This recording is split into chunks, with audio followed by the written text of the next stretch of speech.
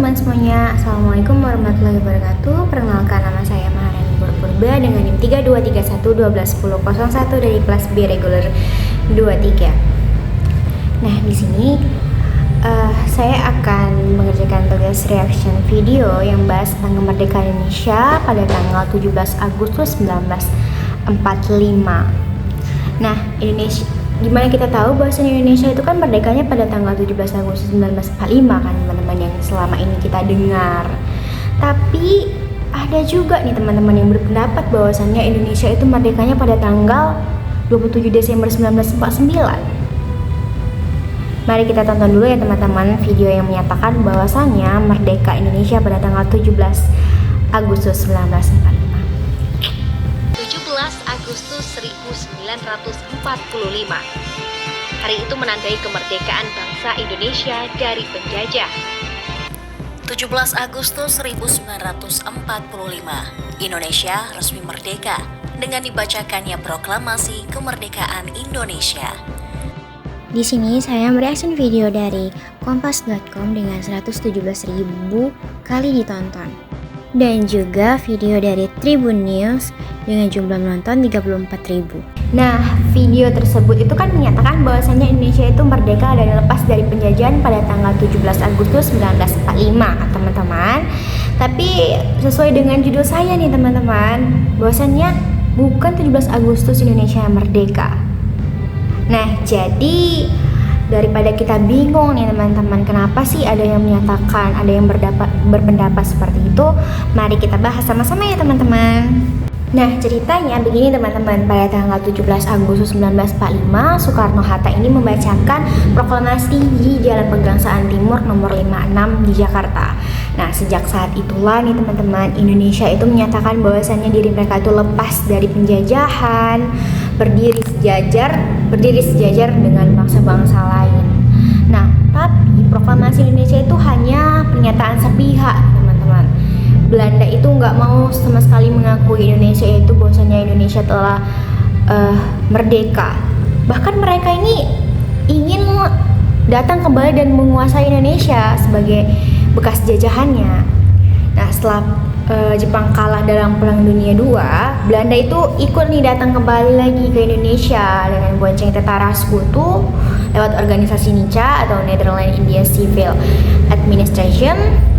Mereka itu menyatakan kemerdekaan itu yang nggak sah karena dianggap hanya deklarasi sepihak nih, tanpa persetujuan dari pihak lain.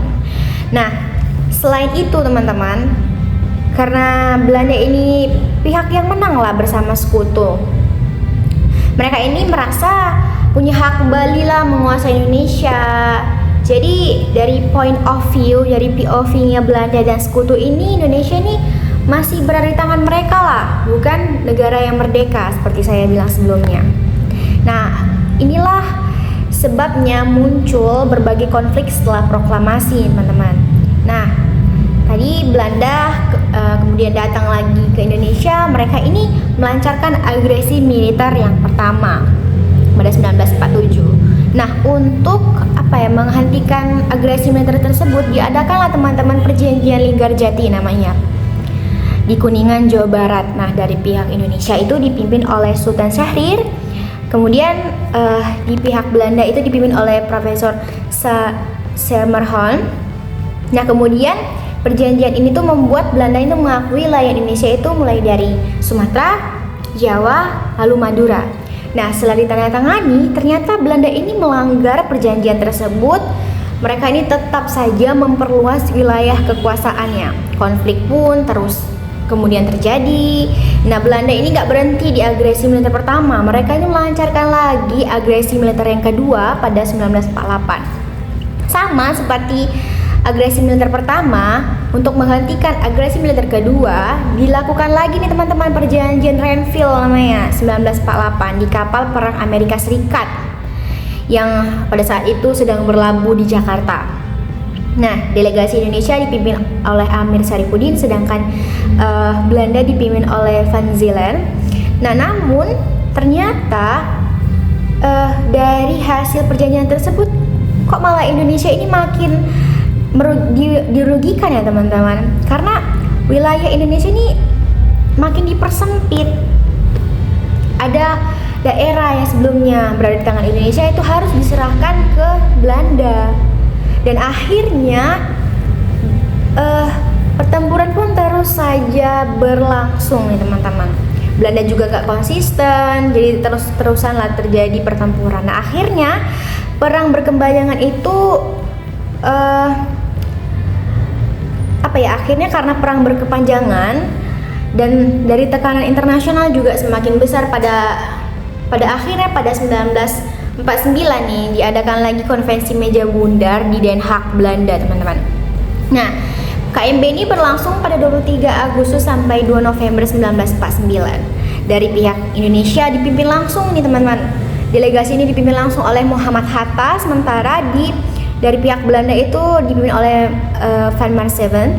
Ada juga dari pihak-pihak BFO dari negara boneka bentukan Belanda yang dipimpin oleh Sultan Hamid II.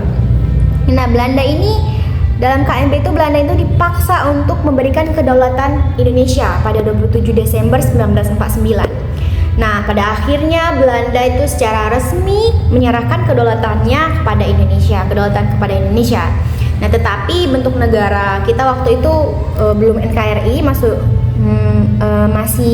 RIS, tapi karena rakyat Indonesia ini tetap menginginkan persatuan, jadi tahun 1950 RIS itu dibubarkan dan kembali lagi ke bentuk negara kesatuan Republik Indonesia teman-teman. Nah, penyerahan kedaulatan 1949 itu belum sempurna karena menurut saya Papua ini masih berada di tangan Belanda. Belanda itu mengatakan bahwasannya penyerahan Papua ke Indonesia itu belum siap. Papua itu belum siap diserahkan ke Indonesia. Papua baru bisa masuk ke Indonesia setelah perjuangan yang panjang lewat perjanjian New York 1962 dan perjanjian PPRA 1969. Nah, jadi perjalanan Indonesia itu menuju kemerdekaan itu penuh teman-teman, gak hanya berhenti di 1945 aja, tapi itu harus berlanjut hingga 1960-an. Nah, kembali lagi, kenapa sih ada yang bilang Indonesia itu baru merdeka 1949 ini? Bukan sesuai dengan judul saya ya, tadi bukan 17 Agustus Indonesia merdeka. Nah, itu karena kita kalau melihat dari hukum kacamata internasional teman-teman, bahwasannya syarat berdirinya negara itu belum lengkap pada 17 Agustus 1945. Nah, saya ada membaca jurnal. Nah, dalam jurnal pemberlakuan prinsip kedaulatan wilayah menurut hukum internasional sebagai unsur berdirinya negara oleh Muhammad Joni Prasetyo, dijelaskan bahwa lahirnya sebuah negara baru itu bisa dengan berbagai cara. Misalnya, melepaskan diri dari penjajahan, pecahnya suatu negara menjadi negara-negara yang kecil, atau penggabungan wilayah, atau pemisahan diri, teman-teman. Nah, setelah Perang Dunia II, banyak negara baru yang bermunculan, sehingga hukum internasional itu menetapkan syarat jelas supaya nggak menimbulkan konflik di kemudian hari. Menurut Konvensi Montevideo tahun 1933, ada 4 syarat nih utama berdirinya sebuah negara, teman-teman. Yang pertama, adanya penduduk. Yang kedua, adanya wilayah yang pasti, teman-teman. Yang ketiga, pemerintahan. Yang keempat itu adalah menjalin hubungan internasional atau diakuinya oleh pihak luar lah, internasional. Nah, kalau kita lihat dari 17 Agustus 1945 nih, sejak 17 Agustus 1945, Indonesia itu sudah memenuhi nih teman-teman 3 syarat. Pertama, punya rakyat. Kedua, punya wilayah. Ketiga, punya pemerintahan, ya walaupun pemerintahan itu dibentuk setelah proklamasi pada tanggal 18 Agustus. Nah, tapi syarat yang keempat ini teman-teman, kemampuan menjalin hubungan internasional itu masih lemah karena pengakuan dari dunia internasional itu belum kuat. Adapun negara Mesir, seperti negara Mesir itu mengakui Indonesia pada tahun 1947 kalau nggak salah teman-teman. Nah, inilah yang membuat posisi Indonesia itu di mata hukum internasional itu belum kuat sepenuhnya. Jadi bisa kita bilang kemerdekaan 1945 itu adalah tonggak lahirnya sebuah bangsa, tapi kemerdekaan 1945 itu adalah pengakuan resmi dari dunia internasional. Tapi tanggal 17 Agustus ini nggak bisa kita gantikan nih teman-teman sebagai hari proklamasi dan kelahiran negara Republik Indonesia. Dan tanpa proklamasi tersebut itu nggak akan kita dapat pengakuan dari negara-negara lain pada tahun-tahun berikutnya. Jadi 17 Agustus itu adalah fondasi yang nggak bisa kita lupakan ya teman-teman.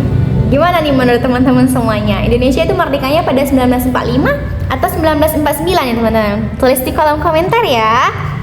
Nah, kita sudah sampai di penghujung dari video ini. Terima kasih sudah menonton dan jangan lupa subscribe, like, and comment ya teman-teman. Ketemu lagi di pembahasan sejarah berikutnya. See you semuanya.